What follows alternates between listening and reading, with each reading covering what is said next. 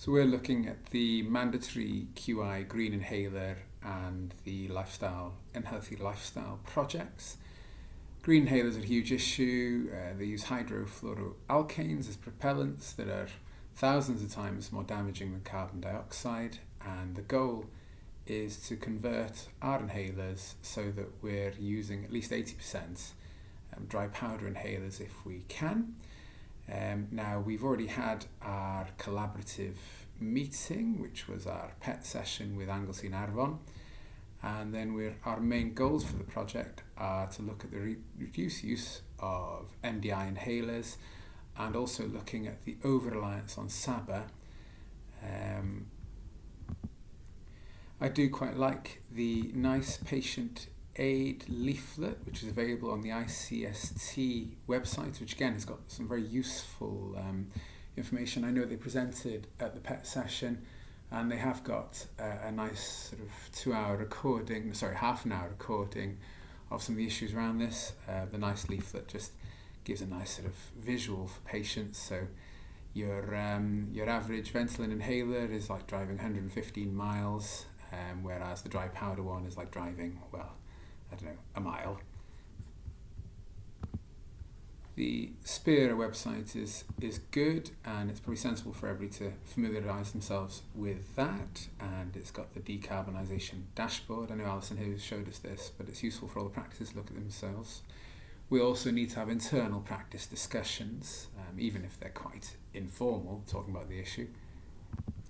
If you do go to the ICST website, they do have some useful resources, and they've got a proposed green inhaler QI project template, which is good. And I'm sure everybody's seen the reporting template that we're being asked to use by the end of the year. I'm sorry, the screen cuts out the edges here. There aren't any searches for us yet, so I'll share these with everyone. So again, for the reporting template, we've got things like the number of SABAs. So we've got 1,000 patients prescribed SABA in the last year, and 150 of them had 12 or more, 107, 9 to 11, 110, etc. And the 506, the majority are still less than 3 in the last year, which is nice to see. Although clearly the goal here would be to have more people on less than 3 SABAs in the last year. Now, I think it is worth at least someone from all the practices looking at the recording that ICST have made. I think the areas that we were particularly concerned about, actually, Gina came back saying SABA on its own, that's the Global Initiative for Asthma. There's a link in my template if anybody's interested in it. And they were particularly concerned about SABA only without preventers, linked with poor control and increased risk of death. So we have got a search for that. We've got a search which will give you slightly different numbers to Spira, that just gives you an idea of where you are in practice. So we're quite low at 23%, but we're rapidly changing, I promise. I've also given an idea of the preventers that are DPI, less impact, or MDI, and I've put a search in looking for people who've been referred to the Hub app, because our collaborative meeting and ICST, it did seem like the Hub app was a good idea. One of the figures that stuck out was the reduction in patients attending ED, hospital and GP practices if they're using the Hub app, which I always like to see. Now for this, I've just put a link in my templates to the Hub app, but also a code just to record that we have offered the Hub app, so that we can look at that as an indicator at the end of the year. Although the Hub app will also give us data at the end of the year on uptake in our practices if we want anyway. I'm particularly interested in people who are SABA alone and more than 3 inhalers in the past year. These are clearly not very well managed. And I'm particularly anxious people that are SABA alone with no diagnosis and more than 3 a year. I think sometimes, I don't know if perhaps people try a diagnostic trial of Ventolin, leave it on a prescription, and then there isn't follow-up. Now, if you are using my year of care searches, and there's another video to summarise that, these patients, I know we're behind with spirometry, and so we're looking at patients with COPD or asthma who have no coded diagnostic test like spirometry or reversibility, and I'd be inviting those patients in their month of birth for spirometry, probably at a cluster hub or community hub or outreach service. But the patients who are SABA only, more than 3 and no diagnosis, I wouldn't be calling them in by month of birth. I'd be calling them for spirometry straight away, because I think it does aid management for those groups. Now, I don't think that creating a search and simply reviewing those patients once is really long-term quality improvement. It's not embedding a change of practice. And I'm never convinced that when we say we will run this search every year and review this every year, I know there's countless issues that we've had over the years where we'll say we'll run a search every year and identify this group, and I just don't think that's a good way of embedding change. I should mention that we will get searches sent to us at some point nationally. These searches, they're not an intensively validated set of searches. It's quite difficult to look for some of the various MDIs under various generic names or trade names. This will capture the common ones, particularly the inhalers in the asthma guidance, the Welsh Asthma and COPD guidance, with a few others thrown in. But if people are using obscure inhalers or slightly different inhalers, this may not pick up everyone, but it's a good rough guide. And I think the SABA inhaler numbers, it's sufficiently good to give an indication these aren't clinically risky searches. So I guess the question then is, how do we go about some sort of quality improvement project that is embedded and looks at keeping an eye or changing management, keeping an eye on these issues going forward? And everyone knows I love an alert. So for the sake of the project, I'll choose a patient on an MDI inhaler and I'll show the alert that's encouraging green inhaler use. So if I choose this gentleman, I'm just flagging up that he's on an MDI inhaler and that we should consider DPI green inhaler. I'm also flagging up when there's a diagnosis of asthma and no coded reversibility testing. That doesn't mean it's not been done. I think sometimes these things are done, but not necessarily coded in a way that's going to be picked up by us or the national audit. Then if you double click on the consider DPI or the asthma no reversibility or the nurse template, it opens up a nurse template. I appreciate this can be quite a long template, but it's highlighting that, they haven't had their pneumococcal, they didn't have flu last year. It's got links to the Wales Asthma Guideline, which I think is quite handy just to know where to go and find that. I think if we are going to highlight the Asthma Hub app, which I think we should, it's a free, good resource, then it's worth ticking when we've done that, so we can record for ourselves at the end of the year what we've done. Still useful to record that we've asked the Royal College questions. I've put a link to the control test.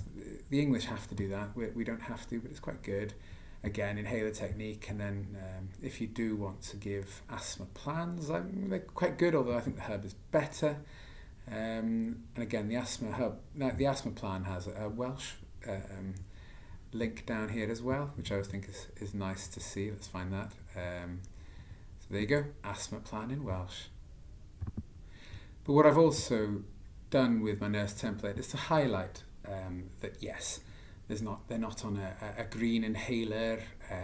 You can, if you want, print off the nice patient decision support leaflet, which is quite good. It mentions there's no reversibility, invites you to put a code in if there is one in the records. And my template picks up how many courses of steroids and antibiotics patients have had. It encourages links to health and wellbeing courses. We need his smoking status. Because he's chronic disease, I'll come back to that, lifestyle stuff. We need to record his alcohol and record if we've offered any intervention. Same with smoking. If we're going to give him the Help Me Quit, record that you've offered it for this year's QAIF. And same with weight, record that we've offered it. And again, I've put little links in, little alerts if perhaps people are in a group, for example, like this one, where they're SABA alone, there's no diagnosis, and there's more than 3 SABAs in a year. So if I open one of them, you can see the alerts. Now I've had to shift the alert to the top right because it's got a name on them. And it's highlighting high ventolin use, more than 3, and SABA alone, and it's a high risk of death here. If we double click on these, the nurse template, and again it's saying inhaler use but no diagnosis of asthma or COPD, more than 4 Ventolin a year, and this is where it'll pick up in the template as well, so it can suggest that we might want to consider a MART regime or changing preventers. And yes, SAB inhaler alone with no preventer, high risk of death, and again we want to record smoking. I've put this, I know that we need to record that we've offered intervention in new patients, but we may as well record for anyone. Now I guess one of the issues is making sure that all our asthma COPD patients do have a review. I've got another video talking about my year of care recall searches, and I won't go into depth on that, but I do have the patients who either need or should consider spirometry. We could do a desktop review and just see if it's a coding issue.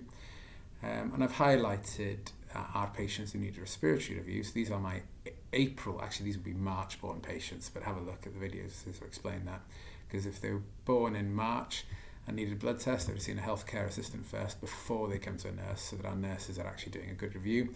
And I've highlighted the patients that are high SABA users, SABA alone, or who've had a course of oral prednisolone or have been admitted to hospital in the last year, and then lower risk. So we could, if we are struggling with capacity, we could at least try and make sure that we are reviewing these higher risk respiratory patients every month. And if I choose an example patient from this list, you'll see that it mentions high Ventolin use, more than 3 inhalers last year, and consider DPI green inhaler. Now, if there's something where it's sort of just offer something for a green project, that's a low risk. But because they're high users, it's red. They are not well managed. And again, if we double click on this, it'll open up the... And again, there's the asthma thing. So make sure we tick annual review, because that is something that the national audits are looking for. There's the Wales Asthma Guidance, the link to the Hub app. Asthma control test if you want it, inhaler technique videos if you want it, asthma plan if you want it. It's mentioning, hey, more than 4 Ventolin in the last year, consider DPI green, 3 courses of steroids in the last year, so when that happens it'll offer the Q fracture risk score. We need smoking, alcohol, weight, and again it gives you the other sort of processes that we could do with doing. So these are down as healthcare assistant processes. I don't want my nurse doing these, but if they haven't been done ready before, not a bad idea to do this person's blood pressure. They're due UNEASY early because of their EGFR of 58. And again, there's some searches about the unhealthy lifestyles. So we're being asked to make sure that we ask about alcohol, smoking and weight in our chronic diseases, although it's a specific set of chronic diseases, but we've made sure we search for that. And the same for our newly registered patients. So again, alcohol, smoking and weight for our newly registered. We are being asked to record when we offer advice. So for example, if we have 40 smokers and 40 new patients have had their smoking recorded, which obviously isn't great because there's 400 here. 9 of them were smokers and they were offered smoking cessation. Now, it's not just enough to say smoking cessation advice. We want to code that they've been offered something like Help Me Quit Wales, and the template does make sure that we code that. Again, with weight, we've had 60 weighed, 15 had a BMI over 30, and only 1 of them had evidence of an intervention offered. We could batch text, I guess. It's up to practices how they perhaps want to do this themselves. The same for the chronic diseases, alcohol, smoking, weight, and you can see that of our 1,800 patients on chronic disease register that we're trying to do this for, 145 had their alcohol recorded, 510 have had their weight, which is higher than I expected, to be honest, and 300 had their smoking recorded, which is lower than I expected. And again, some of this comes down to changes to QAIF contracts a few years ago. And I suppose there's various ways of recording this. I know we're quite keen to make sure that the check-in screens at reception will take this data for us. Put in scales and blood pressure machines in our waiting rooms, etc. And I've changed my HCA template. That's the template that we're using to collect all the basic processes for anything a patient needs. I've changed that so that it would make sure that people with chronic diseases have a box for our HCAs or nurses to record alcohol, smoking and weight, and make sure that there are resources offered and that we tick to say we've offered them. So I'll show you an example. So again, this is a patient on the chronic disease list who hasn't had his weight done. And what you'll see is, again, there's this alert, the high insulin use alert for the QAIF Green Inhaler project. But also he needs his blood pressure because the last time it was done was 2020. And this gentleman has slightly diminished EGFR and slight CKD, and we want to be measuring their blood pressure yearly. Again, we lost the EMIS prompts when contract changed and that sort of thing in the past, so that's one of mine. And then if we double click HCA template here, we get the HCA template. Oh, there's another video explaining that one, but it's pulling together everything for this patient. So we want to record their alcohol. If we have given them advice, it's worth ticking, and if we've referred them, please tick. We want to record their weight, and it's important that we do signpost services for these patients. So BCHB, help with my weight if their BMI is under 45 but over 30. I thought over 25 they'll still do kind eating programs, etc. Tick that we've offered it. And similarly the same for smoking. We record their status, offer smoking cessation advice, but also signpost that we've offered stop smoking services. This patient needs his ACR. Again, he's got an EGFR of 70, so we should be monitoring that for him. We need his LFTs, thyroid, etc. My practices felt that the HCA template was asking for too many things that HCAs didn't necessarily want to do. I still think it's sensible perhaps to ask the RCP questions, maybe do peak flow, and if they're asthmatic, I want my HCAs to offer the Asthma Hub app, because I think it's just essentially offering a link and then tick this. This is the code I want to use to record how much this is offered over the next year. It looks at a couple of things like, hey, this patient hasn't had their bowel screening, can we just request a new kit, etc. And we've done the same thing for our newly registereds, so we can look for alcohol, smoking and weight. And I've also made sure that the HCA template recognises that somebody's within a year of registration, so that we're offering, we're recording the same things for them. It looks like we will be offered a template, although I prefer my HCA one simply because I know that as well as asking about alcohol, smoking and weight, if they're on medications that need monitoring or health problems that need any form of basic processes, it'll capture them as well, and I'm not sure that the template will be offered will give us that. So I'll choose an example patient. So this is someone who's just registered, and if I double click HCA template, it'll tell me that we want their alcohol for the QAIF project. We don't have their height, which we would need to work out their BMI. We need their weight, we need their smoking status, their blood pressure. And as I mentioned, it's picked up that this patient is prescribed thyroxine. And so what it's wanting to do is say, hey, either if you're feeling like you didn't want to do the blood test, you could probably go to GPTR and download it, but you might just want to do that. It's picking up that this is somebody at age 58 and we don't have any breast screening codes. So similar to the bowel screening, it's just picking up on that. I've put that down below the box. Consider additional enhanced HCA suggestions. I think it's quite good if we have our HCAs highlighting this to patients, and it may simply be a coding issue and the patient might say, no, I've had my breast screening, but there's a link below to breast screening Wales as well if you want it. I've thrown a couple of other amendments in, so for the prescribing les, I've made sure that we're highlighting when our diabetics are seen by the HCA that we do a Q-risk score, or nurse Q-risk score, and then highlighting if it's over 10% that we should be considering a gliflozin, or a flozin, or an SGLT2 inhibitor. So, for example, this is an April-born diabetic. Again, alcohol, weight, smoking for our QAIF. We need his pulse, which usually means on medication where rate control is important. We do UZs, HbA1c, lipids, and then there's the enhanced HCA suggestion. So, foot checks, I suppose it's a debatable thing for some practices. Q risk. It's also worth, if we can, recording first degree family members that it has an impact on Q risk, and then looking for screening. Mentioning this fella's over 65, there's no AAA screening codes. Again, linked to AAA screening Wales, and you could ask the fella if he wants it, or he may have had it, we may not have coded it, and again, not responded to bowel screening. If I go to the nurse template here, again, it's a slightly longer template, and I know that's a bit of an issue, I think, in catch-up, but eligible for shingles, mentioning the CKD low risk, might not need to do anything about it at the moment. Again, mentioning the Q risk, diabetes review with links to the guidance, and it's this guidance that the Les mentioning, the prescribing Les about high risk CVD, Q risk 2%, consider SGLT2 inhibitor.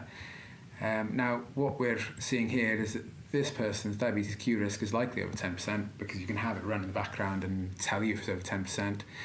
Mentioning that they should be really considering a statin or a statin exemption code at least, should be considering a Flozin.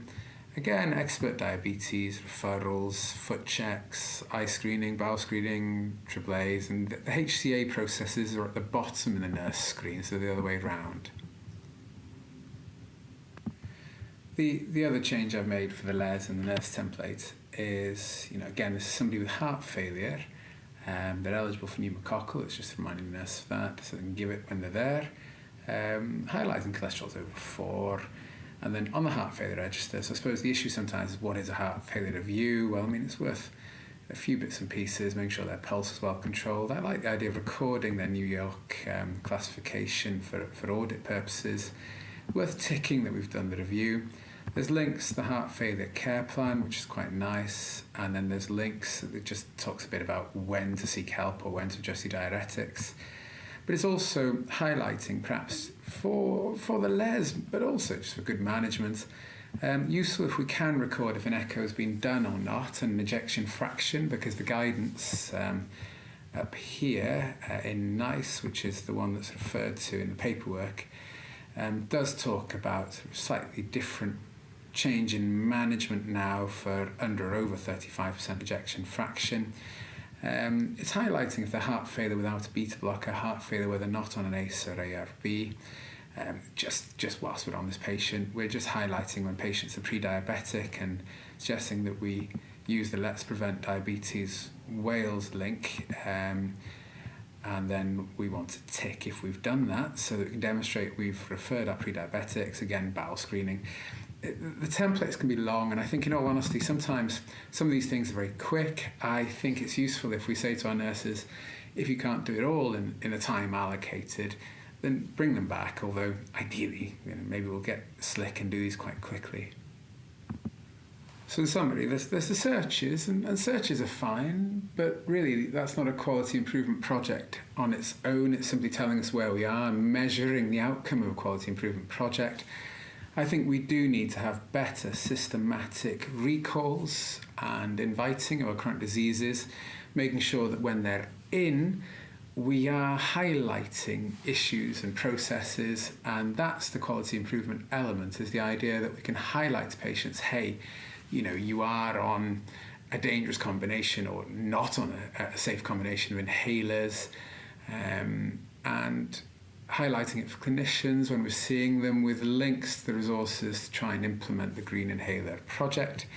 And likewise, the unhealthy behaviours thing, simply recording and running an audit and saying we'll do this every year isn't good enough. We need to embed our processes so that we make sure that we are offering resources and coding when we're doing that, because I suspect that we are offering but not always coding, which is the type of thing that we need to make sure we're doing to demonstrate the work is being done.